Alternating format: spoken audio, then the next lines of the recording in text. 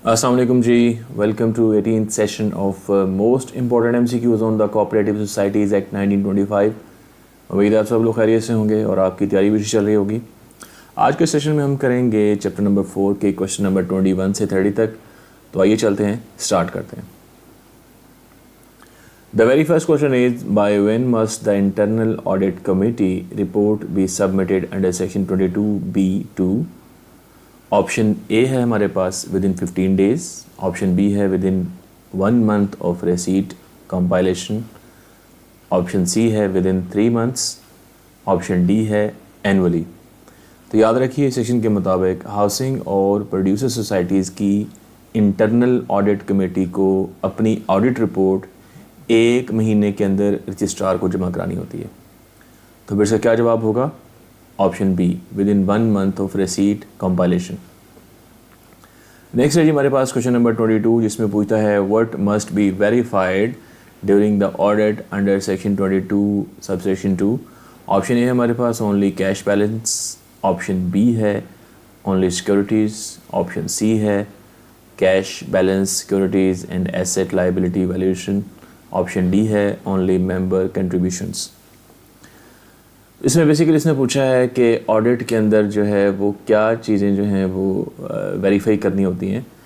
तो इस सेक्शन के मुताबिक जो ऑडिट होता है उसमें cash balance, securities, asset and liability valuation, इन सब चीज़ों की जो है वो वेरिफिकेशन होनी होती है। तो फिर इसका क्या जवाब होगा हमारे पास? Option C. नेक्स्ट है जी हमारे पास क्वेश्चन नंबर 23, जिसमें पूछता है who has free access to society's books during an audit under section 22 subsection 3। Option A है हमारे पास only the registrar, option B है द रजिस्ट्रार और अपॉइंटेड ऑडिटर, ऑप्शन सी है एनी मेंबर, ऑप्शन डी है only the secretary.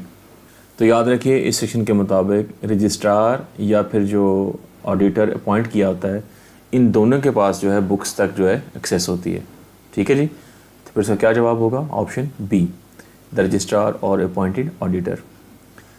Next है जी हमारे पास क्वेश्चन नंबर 24, जिसमें पूछता है what can the registrar require under section 22 sub section 4 class 2। Option A है हमारे पास only oral explanations, option B है production of books documents related to society affairs, option C है only financial statements, option D है only member contact details. तो basically इसमें वो पूछ रहा है कि रजिस्ट्रार जो है इस सेक्शन के अंडर जो है वो क्या चीज़ें जो है मांग सकता है।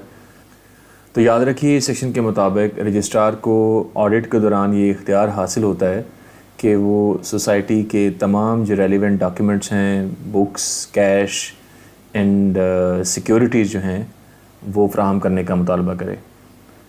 तो फिर इसका क्या जवाब होगा हमारे पास? Option B. नेक्स्ट है जी हमारे पास क्वेश्चन नंबर 25, जिसमें पूछता है what triggers the registrar's power under section 22A। Option A है हमारे पास मेंबर कंप्लेंट, ऑप्शन बी है discovery of ground specified in section 50A during audit, option C है मीडिया रिपोर्ट्स, ऑप्शन डी है comment directive. तो याद रखिए इस सेक्शन के मुताबिक अगर सोसाइटी के ऑडिट के दौरान रजिस्ट्रार को सेक्शन 50A में दी गई खिलाफ वर्जियों के शवाहिद मिलें तो वो फौरी तौर पर 50A के तहत कार्रवाई कर सकता है। ठीक है जी, तो फिर से क्या जवाब होगा हमारे पास? Option B discovery of ground specified in section 50A during audit. Next है जी हमारे पास क्वेश्चन नंबर 26, जिसमें पूछता है what is excluded from internal audit committee membership under section 22B(1)। Option A है हमारे पास सोसाइटी एम्प्लॉयज़, ऑप्शन बी है managing committee members, option C है नॉमिनी मेंबर्स, ऑप्शन डी है बेनिफिशियल ओनर्स। तो ऐसा है कि इस सेक्शन के मुताबिक हाउसिंग और प्रोड्यूसर सोसाइटीज़ की जो इंटरनल ऑडिट कमेटी हैं उसमें मैनेजिंग कमेटी के मेंबर्स शामिल नहीं हो सकते। तो फिर इसका क्या जवाब होगा? Option be managing committee members.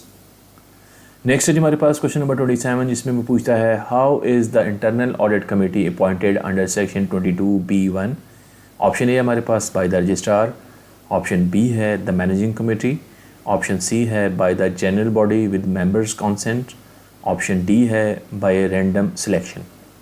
तो आपने याद रखना है इस सेक्शन के मुताबिक हाउसिंग और प्रोड्यूसर सोसाइटीज़ में इंटरनल ऑडिट कमेटी को जनरल बॉडी की मंजूरी से मेंबर्स जो हैं वो ख़ुद मुकर्रर करते हैं, ठीक है।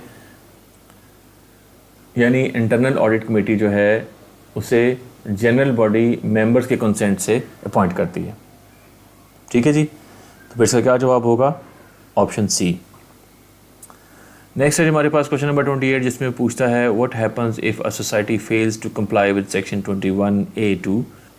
ऑप्शन ए है हमारे पास ऑटोमेटिक डिसोल्यूशन, ऑप्शन बी है registrar may proceed under section 4A, option C है only a warning is issued, option D है मेंबर्स आर फाइंड।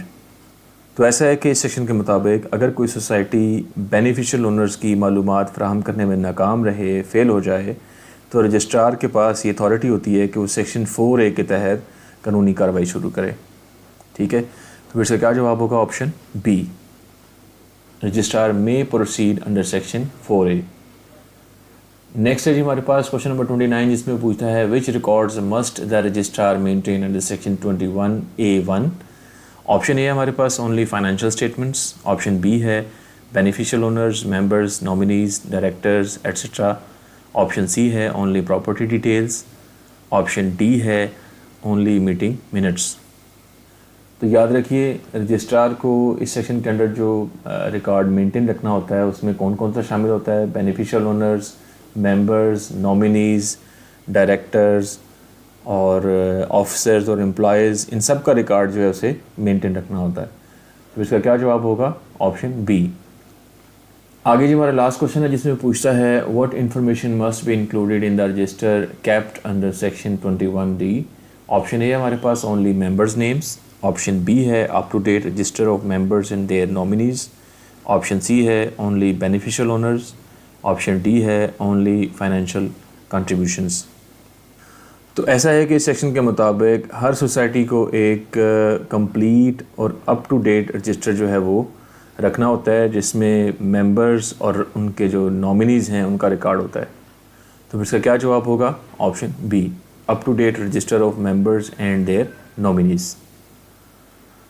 तो ये था हमारा आज का सेशन। उम्मीद करता हूँ आपको पसंद आया होगा। इंशाल्लाह मिलते हैं जल्द ही नेक्स्ट सेशन में नए क्वेश्चंस के साथ। तब तक के लिए इजाज़त दीजिए। अल्लाह हाफ़िज़।